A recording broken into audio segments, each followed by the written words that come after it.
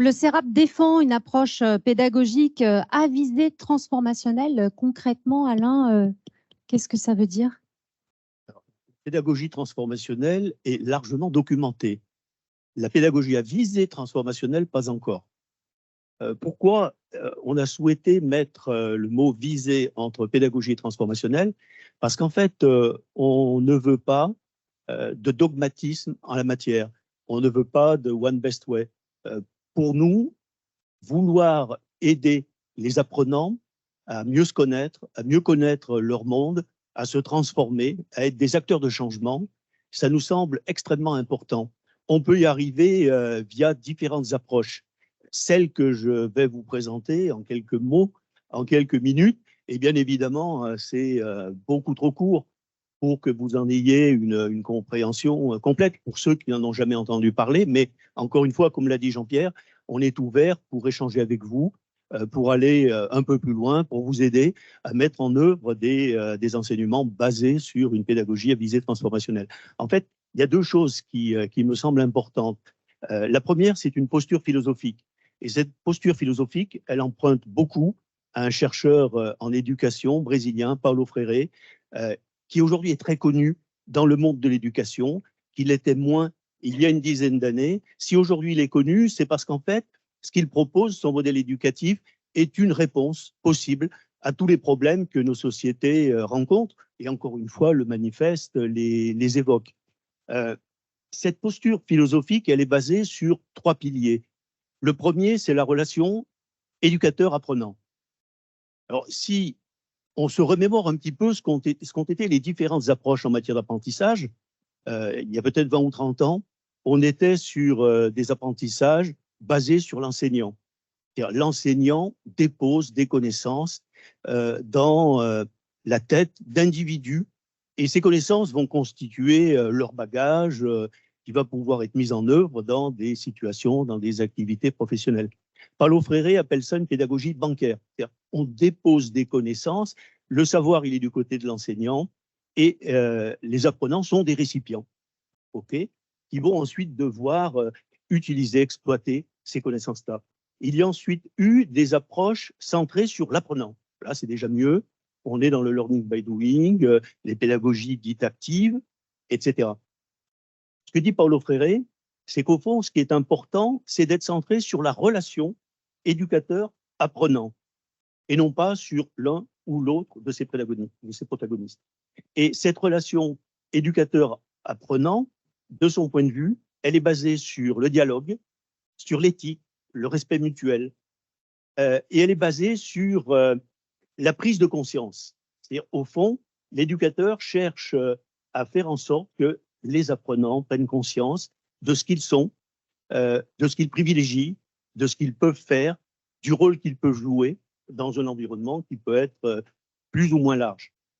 Ensuite, deuxième pilier, c'est au fond l'approche par l'expérience.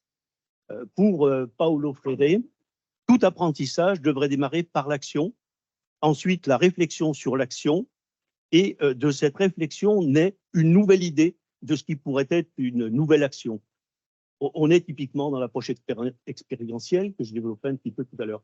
Et puis le troisième pilier, c'est qu'au fond, les objets au cœur de nos enseignements doivent être basés sur des problèmes, sur des situations ancrées dans des réalités, porteuses de sens pour les apprenants.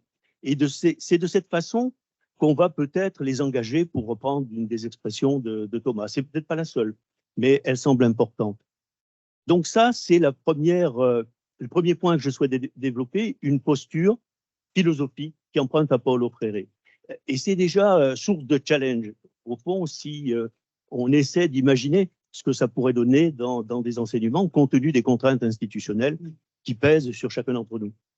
Deuxième point à développer, je serai très bref, Virginie, c'est l'approche expérientielle. Au fond, tout apprentissage devrait être basé sur des expériences, et ces expériences, elles devraient déboucher, avoir pour résultant des connaissances nouvelles qui réinterrogent au fond ce qu'on savait, ce qu'on connaissait déjà plus ou moins. Alors, j'aime bien dans les approches expérientielles le modèle de Kolb que tout le monde connaît. Ça part de l'expérience, ensuite la réflexion, qui est une dimension extrêmement importante, réflexion sur l'expérience. Ensuite, la conceptualisation, d'une certaine manière, c'est-à-dire quels enseignements on retire de cette réflexion sur l'expérience pour aller vers de nouvelles expériences. Donc ça me semble intéressant. Je ne sais pas si je dois développer davantage. Je pense que Virginie, tu stresses un peu. Je crois que je stresse tout court là depuis le début, donc on est bien. Ce que je voulais peut-être rajouter, j'ai fait une référence à Kolb, je vais en faire une à Jean Piaget, qui est aussi un des chercheurs très, très influents sur ce que je suis en train de développer et de suggérer. Et Jean Piaget a mis en évidence deux mécanismes, au fond, qui sont importants dans ces processus d'apprentissage. L'assimilation, c'est-à-dire l'acquisition de connaissances nouvelles qui vont enrichir le background de connaissances et de compétences des apprenants, et l'accommodation, qui est au fond l'ajustement de connaissances existantes en regard des expériences qui viennent d'être vécues.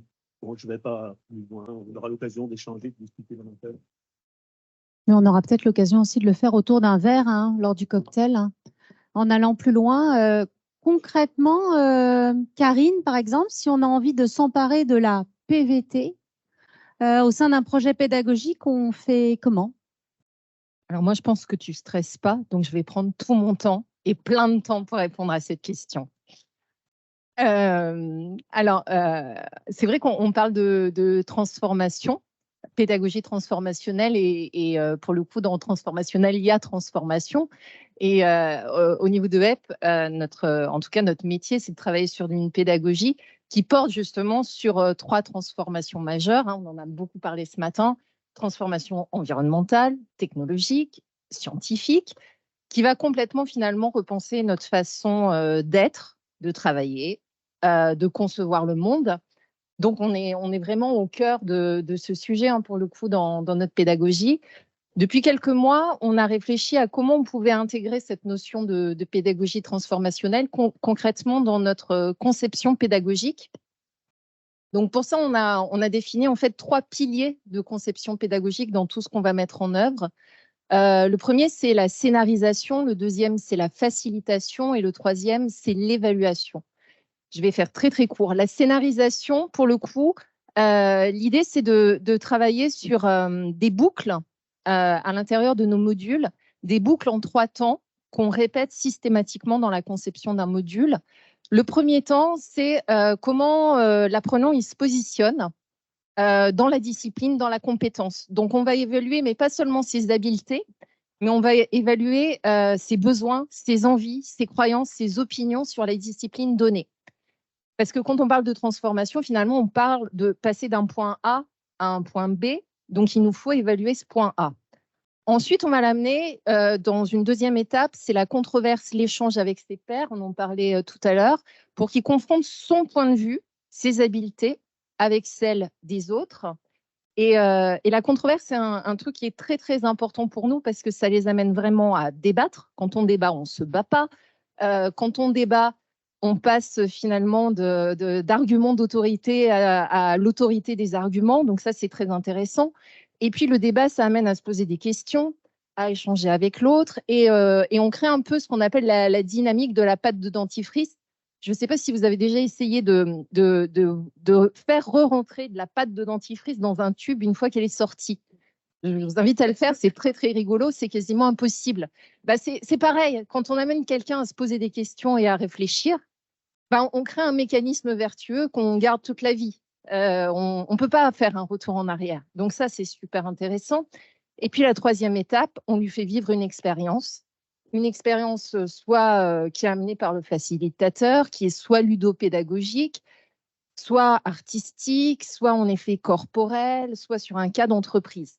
Alors Thomas l'a dit tout à l'heure, en effet, une démarche artistique, c'est pas faire un dessin. Une démarche corporelle, c'est pas simplement bouger dans une salle, parce que sinon, ça voudrait dire que quand on parle dans un cours, moi je peux dire, oui, autant lire le bouquin ou faire un prompt chat GPT. Non, c'est toucher une dimension relationnelle, émotionnelle, corporelle, et c'est loin d'être un gadget. Et pour tous les enseignants qui sont ici, on sait que c'est extrêmement compliqué de faire des choses pertinentes avec des approches différentes. Scénarisation, évaluation, là aussi, on l'a dit. ChatGPT, on a évalué le QI de ChatGPT au printemps dernier. Il est à 163 de QI. Autant dire qu'aujourd'hui, on a tous à disposition l'équivalent d'un assistant personnel qui a le QI de JFK. Et demain, Emna est là avec le deep learning, d'autres types d'intelligence artificielle qui sont moins connus encore aujourd'hui. On aura Einstein à nos côtés pour travailler. Donc forcément, si on veut concurrencer ChatGPT sur le domaine cognitif, on va avoir quelques difficultés. Donc on va travailler nos évaluations et là on est sur 2 modèles de recherche pour repenser nos évaluations et vraiment mesurer comment on amène l'apprenant au-delà d'un système de connaissances, d'un système où on évalue ce qui bouge chez lui en termes d'émotion, de motivation, de croyance. Je disais tout à l'heure sur comment on mesure ce passage de A à B, mais pas que au niveau du cerveau. Parce que le cerveau, on va avoir en tout cas quelques soucis si on reste là-dessus. Et le dernier, c'est la facilitation. On l'a redit, tu l'as redit sur le côté récepteur. Évidemment que la facilitation, elle va faire la différence. Demain, c'est comment on ouvre des chemins à nos apprenants, comment finalement on est vraiment dans de la facilitation. Et nous, de notre côté, ça va nous amener à développer des modèles d'accompagnement de nos formateurs qui sont vraiment sur cette pédagogie de la transformation, avec notamment un modèle que peut-être certains d'entre vous connaissent, qui est le voyage du héros, qui est un modèle de transformation par excellence, puisque le voyage du héros décrit toutes les étapes de transformation d'un individu. Et c'est le point commun depuis la nuit des temps. C'est un vecteur qui fait qu'on est tous en haleine et on aime les histoires. Donc, faisons vivre de belles histoires à nos étudiants et apprenons-le à le faire avec toutes les formations et tous les échanges qu'on va avoir aujourd'hui avec ce qu'ont fait les lauréats.